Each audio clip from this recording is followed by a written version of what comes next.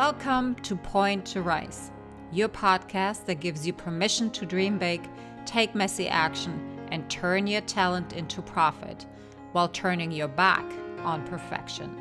My name is Susanne, high performance and mindset coach, former international ballerina, profitable entrepreneur, and founder of Point to Rise, a movement designed to empower dancers.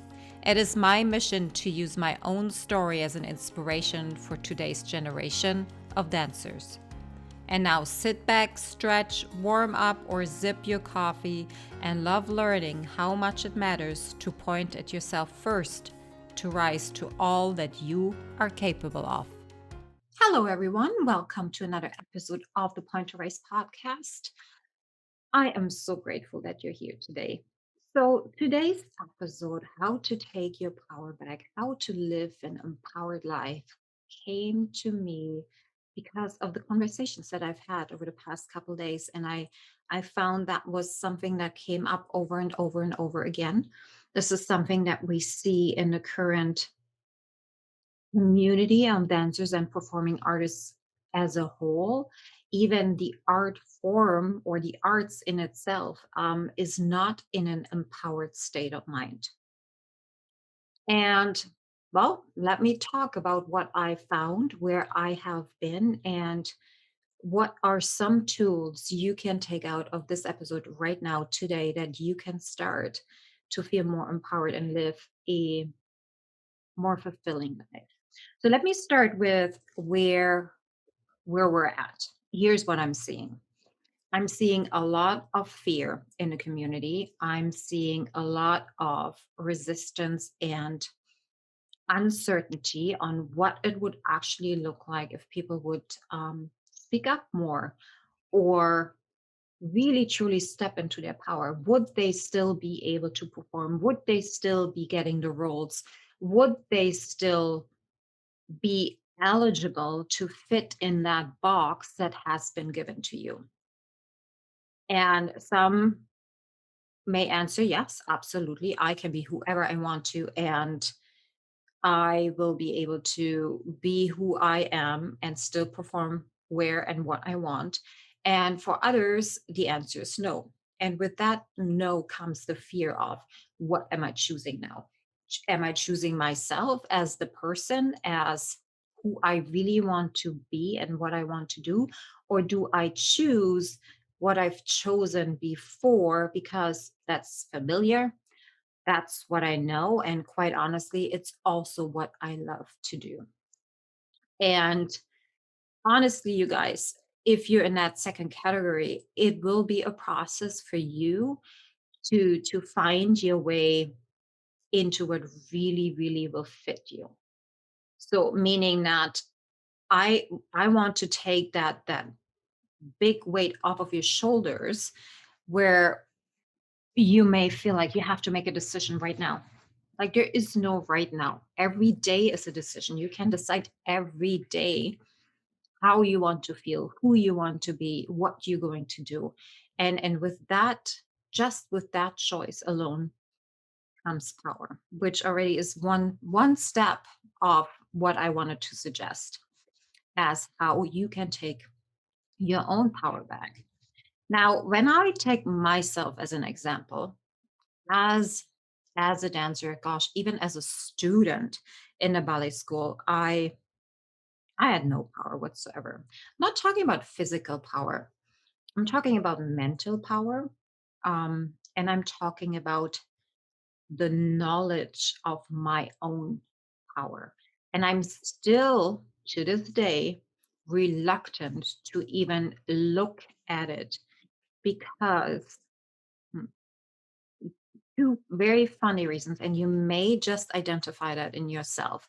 One is, well, what if I step into all of that? What if I don't recognize myself? And what if others don't recognize myself? And with that, what if they don't like me anymore? For me, it's I have three boys, I have a husband. My biggest fear is, if I really step into me, who I really truly think I am on the inside, will I still be loved? Will my children still see me as their mother? Will my husband still love me? Will we still be a couple? Will that still work? And these are my personal fears, and I'm sure you have your own. So I invite you to actually really look at what that could be. And so it's not only the fear of being so powerful, but it is also the fear of what you're going to discover. Because you might just think that maybe I'm not powerful at all. Maybe there is nothing inside of me that needs to be discovered. And believe me, that's where I was too. Definitely 1000%. It's like I better not even step into this whole empowerment kind of movement, because what if there's nothing? What if I have nothing to say? What if I have nothing to inspire others with? What if there is truly nothing and I am still and always will be that bunhead that I was labeled at? Let me tell you something. Everybody has something to offer. Everybody in this world has some kind of superpower. And it is on you to find that, to own it, to stand in it, and to live in that purpose 100%. As for me, it took me a very, very, very long time to shed these layers. And as I said, it is still a process. And with every day comes that choice that I really, really, truly am stepping into what I could be capable of. When I was starting my self development journey, I very quickly actually realized that I had no power whatsoever. And that everything that I was thinking, doing, wanting, um, was just depending on other people. And it was never me who had, let's say, the baton in her hands. Okay. So let me give you, if you're wondering if you are living an empowered life, and how can I say this? It is so important to really take a look at it, because yes, we are able to get by just beautifully. And even if you have that principal contract and dance on all of the stages that you ever wanted to dance at, I still invite you and look at how much do you have to actually sacrifice for that? How much do you have to bend?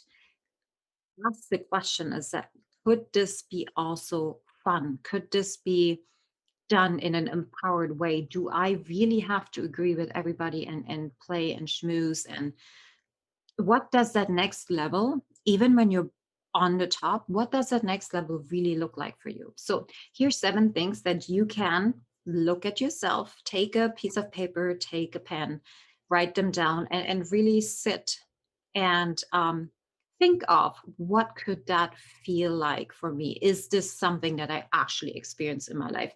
And I'm telling you, these 7 things weren't part of my life. They're now, but they weren't back then. The number one is you feel respected. So overall, you feel that other people respect who you are, even if you're showing up without the makeup, without the glamour. If you're authentic, your input, your contributions are valued. And you also are not worried about what they're thinking, or you're not obsessed about their their thoughts about you. Yeah. So overall, you feel really respected by the people that are surrounding you. That is number one of a good way of looking at if you actually are living an empowered life. And when I look at myself, I didn't feel respected at all back then when I was dancing. I felt everything else but respected, quite honestly.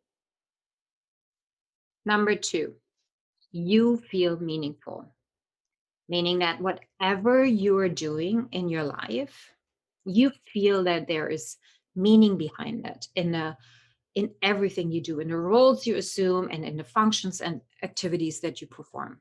Your work and your life are aligned with the definition, or with your definition actually, of the meaning and your purpose.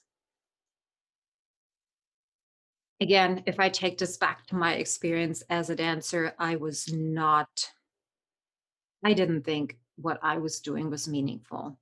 I tried to find validation and meaning behind everything I was doing by um, creating attention from others. But did I really think that I was meaningful to others? Was I really thinking or feeling that what I was doing meant something to other people? No. Quite honestly, there was a time that where I even thought that I didn't even mean anything to myself, what I was doing. So that is number two. Number three, you feel loved. You have people surrounding you, people on your island that love you and appreciate you the way you are. They love you when you're high up. They love you when you're ugly crying on the floor. No matter what you're doing, they are helping you to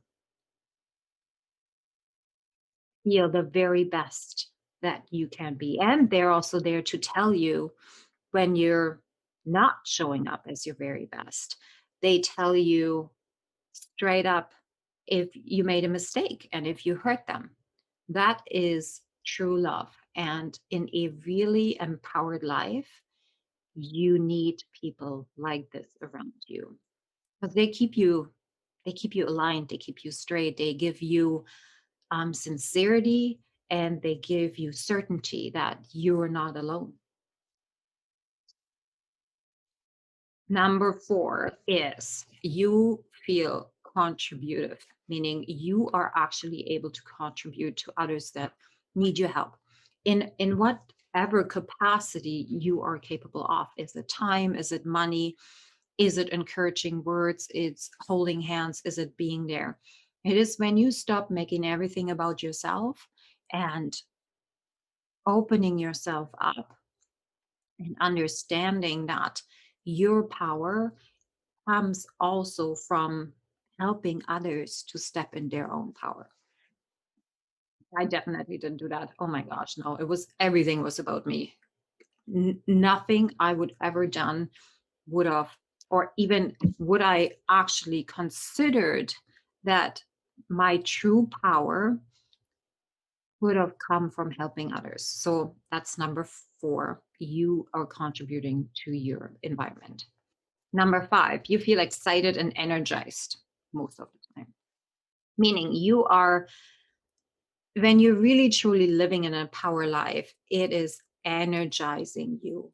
You are flying out of the bed. You can't wait to do what you need to do for most of your days.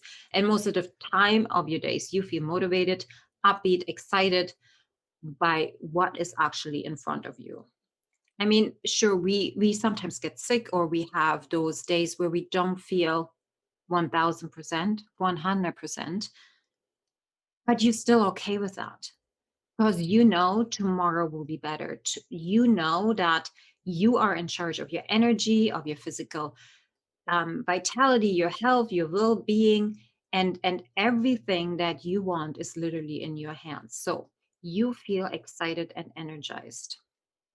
And I really want you to look at what you specifically what your morning looks like. Let's say, are you hitting the snooze button 3 times, or are you grabbing your phone and scrolling through Instagram first to get validation and looking at what other people do so you know how to feel? That is not empowering yourself. Okay. So when you really, really, truly feel excited, when you have energy, when you have the tools and the knowledge on where your energy comes from, that is part of living an empowered life. Number six, you have a vision for your life. Now, I honestly have to say here that I had a vision as long as I was in school. Like, my vision was getting the job at the opera house. And that was it for me. That was my vision. And then I was like, okay, now I'm here. Now what? And I wasn't able to rewrite that vision. So therefore, I was literally just living one day to another without purpose. I was that cork that was bobbing on the surface of the ocean, just going with the waves wherever the wind blew me. And that's why it was so easy to tell me what to do. That's why I was so open to abuse. That's why I was so open to taking in all the beliefs that really truly helped me back from stepping into my own power. So I have been talking about this earlier on in the year already. It is so important to have a vision for your life, like the overall vision. Now, your goals to achieve that vision are going to be the driver. How are you going to get there? But we need this as human beings. We need to have a purpose. So what is your vision for your life? And this is not something that's going to just come overnight, or that you will be blessed with while you're sleeping. This will consider some thought and some listening and some awareness. So if anything, if you're taking anything away from today's episode, it is figure out what your vision for your life is. And number seven, last but not least, you feel supported to achieve your vision, meaning your world, the people that are surrounding you are fully behind on who and what you want to be in your life. And if I go back and look at who was in my life at that point when I didn't even have a vision. I was surrounded by people that were that cork bobbing, be bobbing back and forth in the ocean. We all were the same. We all had no vision. Like I think our biggest vision at that point or hope was that, I just want to get home. I just want to make it to vacation. I just want to make it through this performance without getting injured. And that is definitely a way of living. And many people settle for that. But I have to say that it was never something that really fulfilled me. I played with it and I played along with it because I didn't know any other way. I didn't ask the question. I didn't surround myself with other people that were completely somewhere else. So it was really, really uncomfortable to be in that space. So we all need help at certain points in our life. And when that time comes, it is imperative that we feel comfortable asking those that are near to us to give us that help. And we also need to feel empowered enough that asking for help doesn't cost us anything. It doesn't make us weak. It doesn't make us small or incapable. Asking for help is a way of learning. And this is for me still something that I struggle with so much because it was ingrained in me since I was a little kid that you have to figure it out yourself. There will never be somebody next to you that actually sincerely wants to help you. You should always be aware of the knives that are going to stab you in the back. So find those people. Have those people in your life that, regardless how you feel, where you're at, actually support your vision and help you get there. All right, you guys. So, living an empowered life is not reserved for the high achievers, it is not reserved for pretty people, it is for everyone. You need to choose it because you're a dancer doesn't mean that you have to surrender to everything that's surrounding you.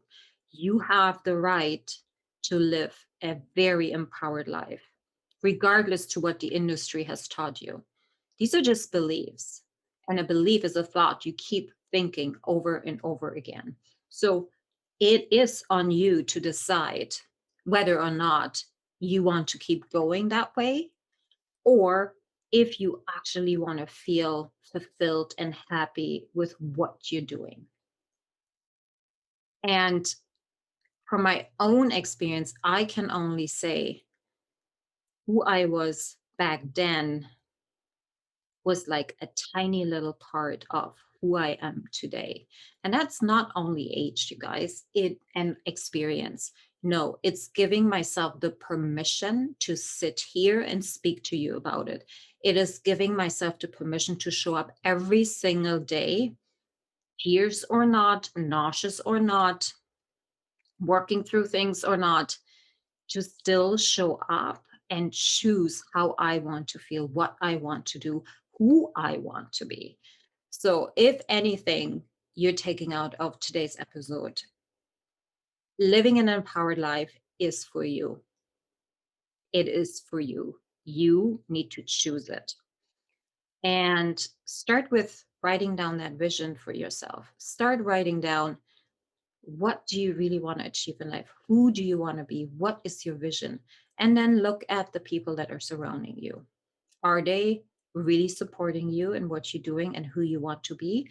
Or are they the ones that are actually keeping you somewhere where you really don't want to be? All right, guys, I know that was a lot to take in. I had to get this off my chest because I'm seeing it so much, and being somewhat and somewhere on the other side of it.